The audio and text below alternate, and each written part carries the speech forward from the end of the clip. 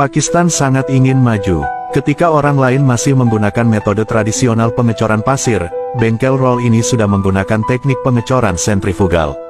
Peralatan canggih yang mereka miliki tidak hanya lengkap, tetapi juga menghasilkan keuntungan hingga ratusan ribu per tahun. Untuk memaksimalkan laba, mereka banyak menggunakan besi bekas sebagai bahan baku.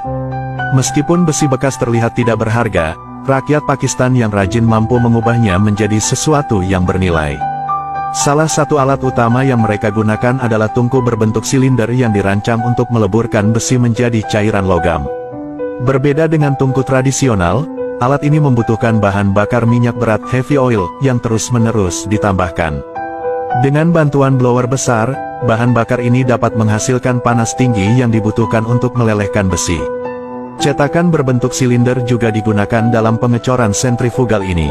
Sebelum digunakan, cetakan harus dibersihkan dengan kain untuk menghindari kotoran yang dapat memengaruhi hasil akhir. Agar besi cair dapat mengisi cetakan dengan cepat, mereka menempatkan meja cor di kedua sisinya untuk meningkatkan efisiensi pengecoran. Mesin diesel silinder tunggal diaktifkan untuk memutar roll sentrifugal melalui sabuk penggerak, sehingga besi cair melekat pada dinding dalam cetakan tanpa perlu menggunakan inti cetakan. Proses ini memungkinkan mereka membuat benda berbentuk silinder berongga tanpa memerlukan cetakan tambahan. Setelah besi cair mendingin dan mengeras, hasil cor dikeluarkan dari cetakan. Namun, hasil ini masih dalam bentuk mentah dan memerlukan proses pemrosesan lebih lanjut.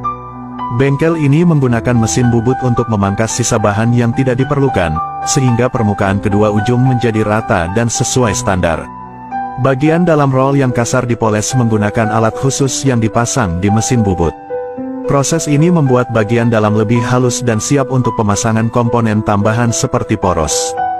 Karena bagian poros dan roll tidak dibuat dalam satu kesatuan, kedua bagian ini harus digabungkan. Untuk memasukkan poros ke dalam roll, pengrajin menggunakan metode pemuaian panas dan penyusutan dingin. Dengan memanaskan roll dan mendinginkan poros, kedua bagian dapat digabungkan dengan mudah. Setelah dirakit, roll masih memerlukan pemrosesan akhir untuk memastikan ukurannya sesuai standar. Permukaan luar roll diproses menggunakan mesin bubut untuk membuat alur-alur yang diperlukan, memastikan presisi dan mengatasi masalah penyimpangan. Dengan perhatian detail terhadap data pengukuran, hasil akhirnya adalah roll besar berkualitas tinggi yang siap digunakan.